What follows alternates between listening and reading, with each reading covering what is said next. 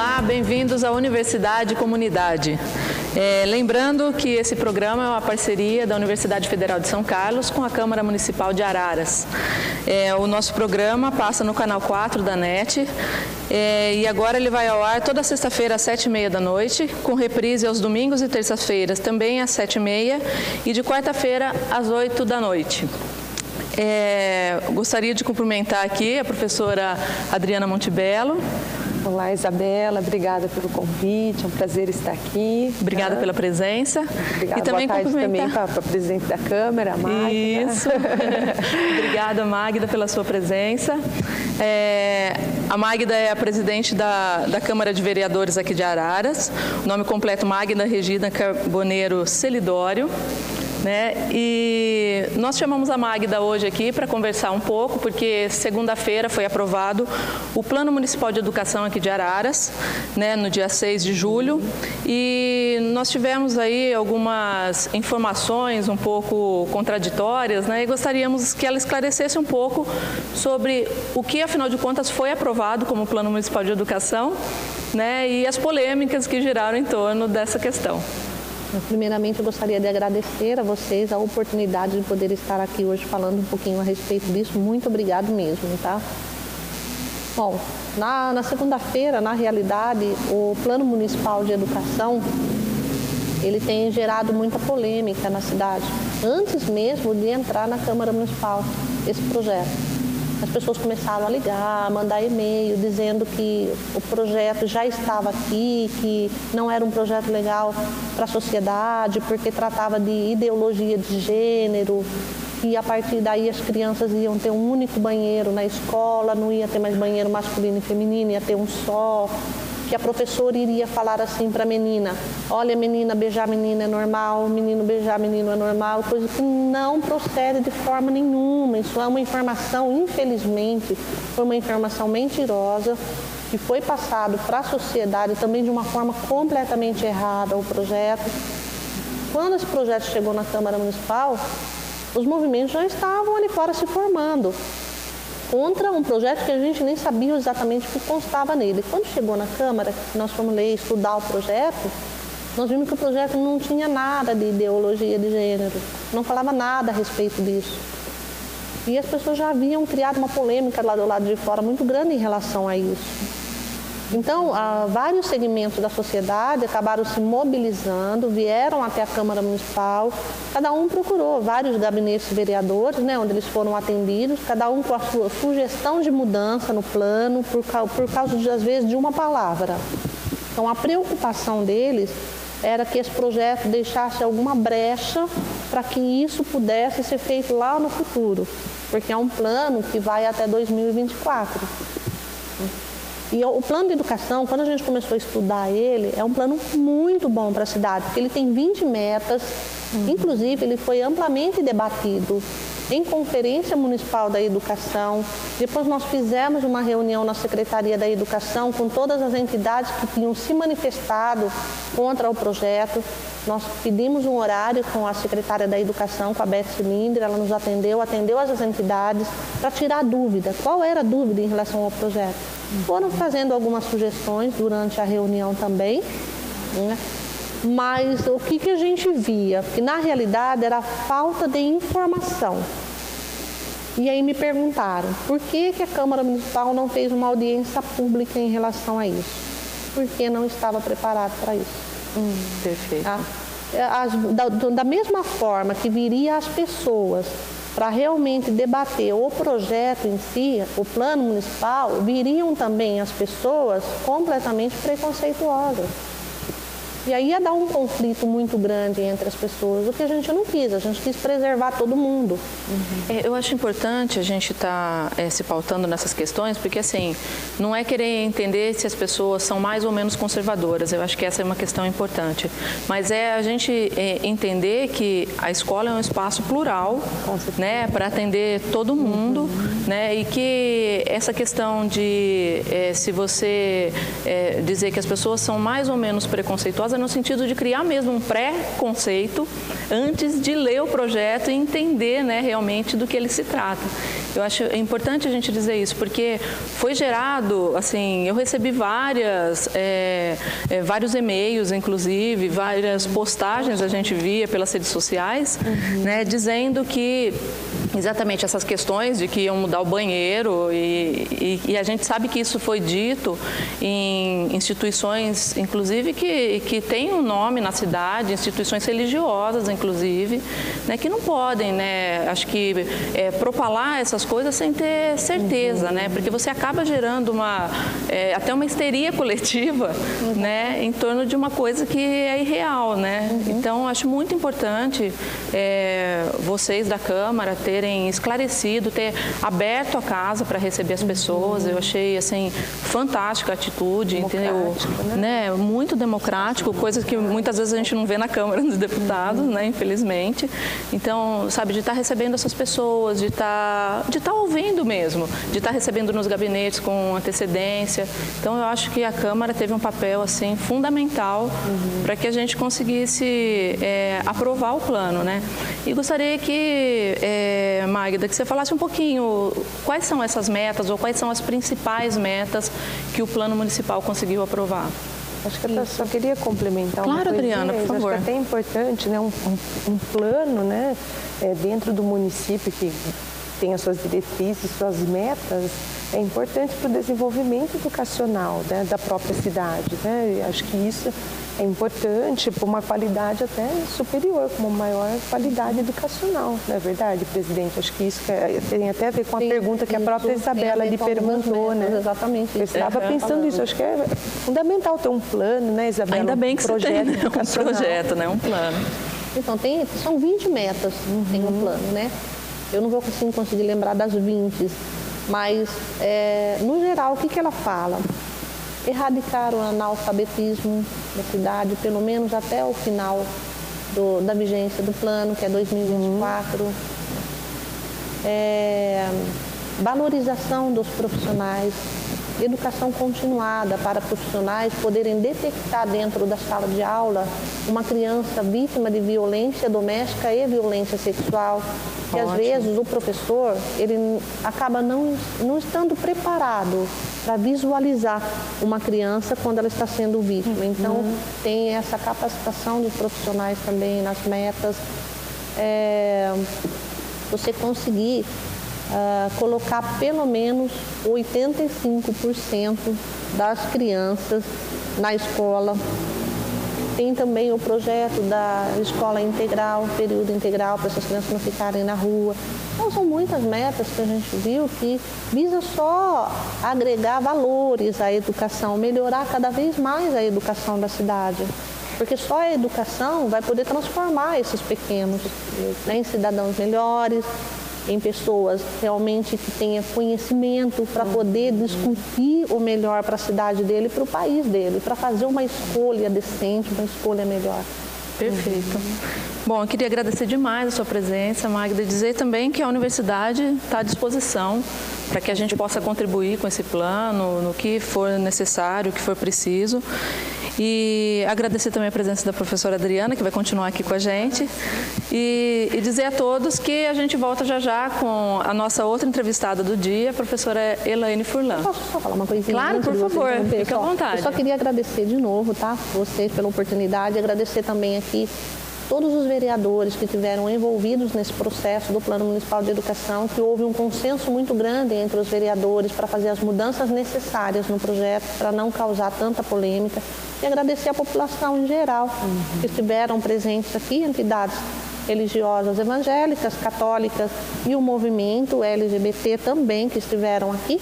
E agradecer a todos eles, porque eu falo assim, se não fosse também a conduta deles, né? O comportamento deles, a Câmara Municipal também não teria conseguido aprovar o projeto, porque haveria um tumulto. Mas eles colaboraram direitinho, então por isso que a gente também conseguiu fazer a aprovação do projeto. Então fica aí meu muito obrigado a todos. Perfeito, Magda, e que as pessoas continuem engajadas aí pela educação, né, na nossa cidade. Mas tomem conhecimento primeiro, quando chega projeto, procuram se inteirar, saber e ler. Perfeito. Antes de poder discutir, porque senão acaba fazendo uma coisa errada. Perfeito. Obrigada mais uma vez. Obrigada. Daqui a pouquinho a gente volta, então.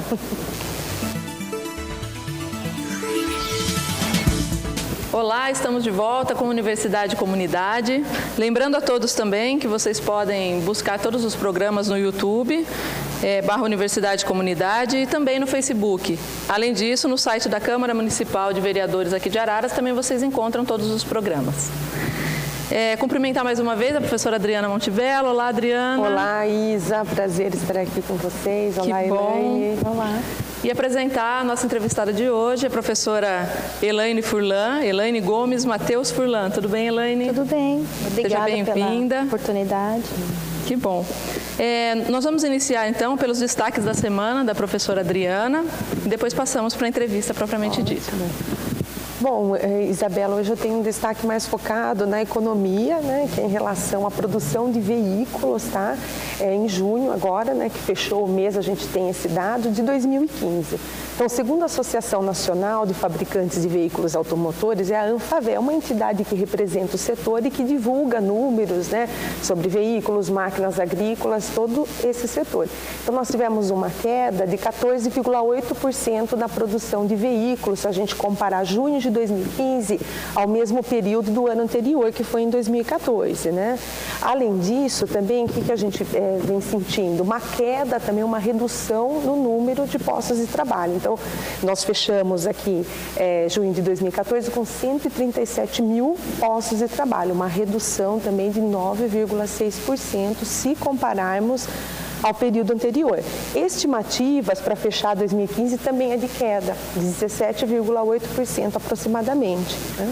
E hoje também saiu que o Brasil, que sempre teve uma posição lá, uma quarta posição dentro do mercado automotivo global, ele perde a posição, vai para a 7ª posição no ranking aí dos países de maior, né, de maior consumidor dentro desse mercado automotivo. Importante destacar o que isso pode estar refletindo, né? Uma crise no setor devido à fraca demanda também e aumento de estoques, né, de produtos nas fábricas e concessionárias. Tentando, assim, né, também driblar essa questão, vamos dizer assim, né, essa questão de emprego, queda na produção. O governo, esta semana, né, saiu no Diário Oficial da União, né, sobre uma medida provisória, que é sobre a proteção ao emprego, tá? Proteção ao emprego, que seria o quê? Na verdade, reduzir a jornada de trabalho nessas fábricas, justamente aí que poder reduzir para evitar demissões, evitar essa maior queda na produção, esse maior aumento de estoques, poder reduzir a jornada de trabalho. Claro que isso, consequentemente, impacta os salários também, né? Mas essa perda salarial, 50%, seria coberta pelo governo. Entendi. Tá? Aí como uma forma de dar suporte, evitar essas emissões e crises no setor. Não só esse setor enfrenta crise, nós estamos acompanhando, aí, como por exemplo o próprio setor de açúcar e álcool. Então ainda falta discutir bastante questões, está em andamento. Vamos ver quais setores serão aí contemplados com essa medida. E é interessante acompanhar o desenrolar dessas informações. Muito bom, Adriana. Ah. E assim, mas só a título de curiosidade, isso também não é um pouco uma situação natural de acomodação do mercado, se a gente for analisar? Porque comprou-se tanto carro nos últimos anos que eu não sei se a gente tem mais gente, assim, né? Pode ser também que o cenário hoje ele está mais desfavorável também para essa demanda, né? O mercado de trabalho está mais em queda, então isso vai refletindo no consumo também e, consequentemente, na produção industrial, né? É como se fosse a economia, ela é uma interligação de todos os setores, de um vai impactando o outro, né, Isabel? É uma engrenagem, né? Uma engrenagem, isso mesmo. Ok. Muito obrigada, Elaine. Algum comentário sobre a questão? Não, acho que a gente vai retomar um pouco disso, porque uma das engrenagens faz parte da educação, né? E está prevista nessa questão econômica. Né, para o desenvolvimento dos setores. Perfeito. Então, hoje nós temos aqui a professora Elaine Gomes Mateus Furlan. Ela é natural de Araraquara, assim como eu, né, Elaine? Ela tem graduação em licenciatura em Química pela Unesp de Araraquara, mestrado e doutorado em Educação na área de História, Política e Sociedade pela PUC de São Paulo e atualmente é professora do Departamento de Ciências Natureza, Matemática e Educação da UFSCar aqui de Araras e atua na área de ensino de Química. Bem-vinda, Elaine. O nosso tema hoje é sobre políticas públicas para a educação. E uma primeira pergunta que eu gostaria que você falasse um pouco para a gente é sobre essa construção das nossas políticas públicas, né? Em que bases, né, que elas estão fixadas, as políticas atuais de educação. Bom, primeiro quero agradecer novamente. Essa oportunidade é sempre importante a gente estar conversando sobre temas diversos, mas que tem uma inter-relação. Então, por exemplo, essa questão das bases, ela tem uma origem também pautada nas questões econômicas. Tem um marco disso, né, que a gente pode considerar um marco na década de 90, precisamente em 1990, houve uma conferência mundial, ocorreu na Tailândia, mas envolveu organismos como, por exemplo, o Banco Mundial, a Unesco, a Unicef, e eles determinaram, então, a partir dali, diagnosticar tendências, limitações a respeito das questões educacionais de uma maneira geral no mundo e, a partir dali, então, desencadear um processo de reformas, de políticas que pudessem, então, trazer uma melhoria. Naquele momento, a ideia era pensar a educação para todos, né? E aí pensar a educação para todos com qualidade. E aí, nesse cenário, o Brasil está muito marcado porque, naquele momento, 9 países tinham os piores índices de analfabetismo e o Brasil era um deles.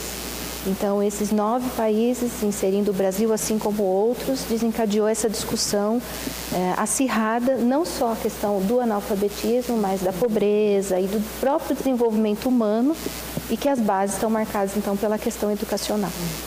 Perfeito. Isso foi em 90, precisamente em 1990, né? Que a partir daí, então, esse processo todo se desencadeou, principalmente aqui na América Latina, Caribe, com políticas em vários países, mas com as mesmas bases, né? Pautadas todo nesse desenvolvimento, nessa questão de reduzir a pobreza, desenvolvimento humano. Então, essas bases foram sendo disseminadas, digamos assim, e aí cada país foi tendo seu compromisso e promovendo as suas reformas internas, que aqui no nosso caso culminou na nossa atual LDB em 1996.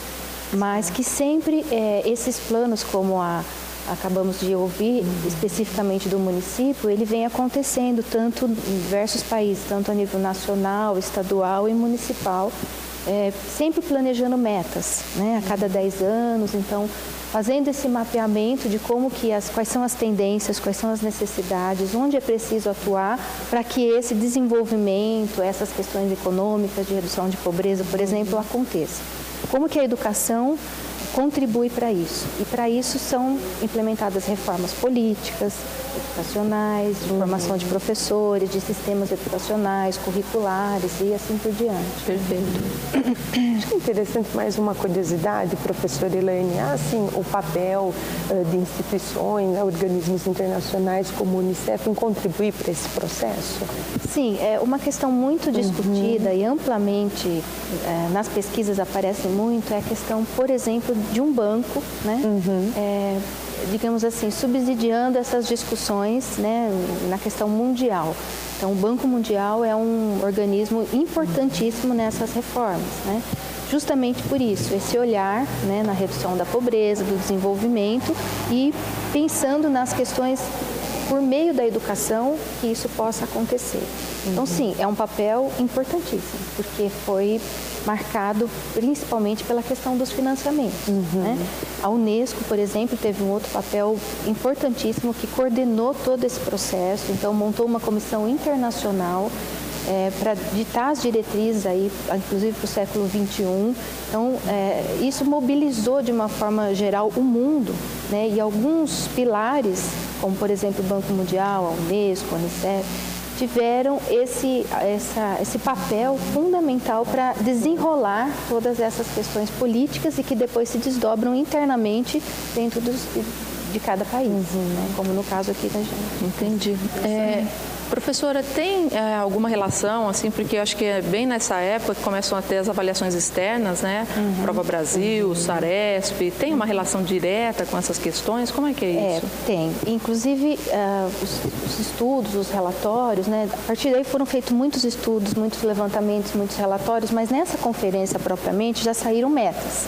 Como a gente sempre vê, a partir de grandes discussões são estipuladas metas. E uma das determinações, né, do Banco Mundial, inclusive, é esse olhar para as questões da avaliação. Como é que a gente, então, verifica, né, se essas questões, onde a gente precisa atuar e se as ações que a gente está fazendo estão, de fato, impactando, trazendo que resultados? Então, todo esse processo de avaliação interna e externa desencadeou muito a partir daí. Então, todas essas avaliações que hoje a gente tem muito claramente difundidas são pautadas realmente nessas bases e que agora a gente está colhendo as informações para verificar de fato o que tudo isso levou, né? E aí, a partir daí, outras reformas são colocadas e são dimensionadas. Então, é um processo contínuo, né? De que, mas o papel das avaliações, nesse sentido, foi realmente acelerado, digamos assim, e tinha um olhar muito direcionado para isso. Era necessário que também se pensasse nas avaliações. E essas avaliações, assim, em larga escala, elas têm contribuído, elas são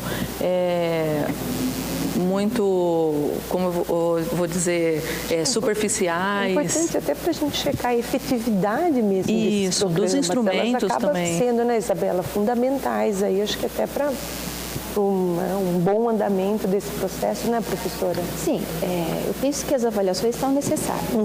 É lógico que as metodologias são discutíveis, os resultados. Há sempre, e eu acho que isso também é importante, sempre esse olhar crítico, né? De onde vem a avaliação, quem está fazendo, o que está sendo feito a partir daí. Isso é necessário. Mas eu penso que isso foi positivo no sentido da gente ter dados. Então, hoje a gente tem muitos dados, a gente tem muitas informações, então a gente tem censos específicos sobre matrículas, sobre os professores estão atuando, a formação dos professores, escolaridade, se o público daquela faixa etária está dentro da escola, não está dentro da escola. Isso a gente tem muito difundido e isso foi um avanço, eu penso. É lógico que a gente precisa agora pensar mais precisamente, de fato, como atuar a partir desses resultados. E isso também está acontecendo, mas é um processo muito lento. É um processo muito lento e que é muito polêmico também, né? Porque envolve, por exemplo, no Brasil, uma dimensão, questão regional, é muito ampla, então isso também precisa ser considerado. Essa questão toda também que culminou até no como é o nosso sistema educacional, que é diferente, por exemplo, da nossa vizinha Argentina. Se a gente pensar internamente, né? A gente tem hoje escolas, a questão escolar pautada tanto no governo federal, quanto estadual, como municipal, que a gente acabou de ver. Então, são questões que vão se desdobrando, seja em termos de financiamento, seja em termos de formação de professores, seja em termos do próprio autonomia e gestão do seu sistema educacional, que vai se desdobrando e as avaliações têm que acompanhar. Perfeito. Esses dados são fundamentais, né, professora, para fomentar pesquisas, até contribuir para futuras políticas públicas de melhoria, são muito eu acho que a gente ficou um bom tempo no país sem ter informações, né? E até, assim, dados de evasão, por exemplo, a gente não tinha. A gente tinha alguma ideia, mas hoje o fato da gente conseguir cruzar essas informações é muito importante, até para a construção desses planos, né? Sim, e a gente tem organismos, né, por exemplo, como o INEP, que fundamenta muito isso e que é valorizado tanto internamente quanto externamente. É uma referência. Para centralizar e difundir essas informações, né? Então, os pesquisadores, as próprias universidades colaboram, mas essa centralidade, essa gestão também dessas avaliações, tudo isso é fundamental. Agora, a gente precisa olhar um pouco melhor, então, como é que a gente vai usar tudo isso, né? E que uso está sendo feito de tudo isso para, de fato, ter essas melhorias. Professora, já que você trabalha diretamente com formação de professores, né? Você tem algum dado sobre essa questão? Como é que isso está se desenvolvendo enquanto política pública, né, no país? Como que fica isso? Sim, todo um processo interligado, né? Então, para você mexer na política nacional, por exemplo, né, de uma lei de diretrizes e bases, né, para a educação, você mexe com conteúdos, você então desencadeou toda a reforma curricular de conteúdos e também precisa pensar em quem são essas pessoas que vão estar ali na sala de aula, né, então que formação eles têm, que formação eles precisam, seja inicial, a gente ainda tem professores sem a formação mínima necessária, então é um processo que ainda está em desenvolvimento. São pequenas as taxas, mas ainda existem, né, professores ainda não com habilitação prevista ou determinada para isso. E as políticas de formação continuada são amplamente direcionadas para essa questão também. No entanto, assim, a formação de professores ela vem subsidiando, porque para você pensar no desenvolvimento de uma maneira geral, você precisa pensar nisso também. Então, é algo que vem ao longo dos últimos anos em constantes mudanças. Agora, recentemente, a gente teve agora em maio as diretrizes, né, para a formação de professores recém-aprovadas. A gente não teve nem tempo ainda de ler direito esse documento, porque é um documento que vem sendo discutido há algum tempo e que determina, por exemplo, os cursos de formação agora, como é que eles vão ser desencadear, a formação continuada. Então, são políticas que estão constantemente em mudanças, né? Algumas duram um pouco mais, outras são mais rapidamente atualizadas, tanto de uma maneira geral como de maneiras específicas, para cursos e áreas específicas, como, por exemplo, séries iniciais e educação infantil, políticas mais voltadas para essa faixa, o ensino fundamental, que tem um outro grupo de professores, o ensino médio, o ensino superior, que é algo também que a gente precisa considerar, quem são esses formadores que estão formando esses professores que vão atuar nesse sistema educacional. Então, é todo um processo que não tem como ser isolado, ele tem que automaticamente ser desencadeado e tem que ter esse olhar geral para todos esses processos.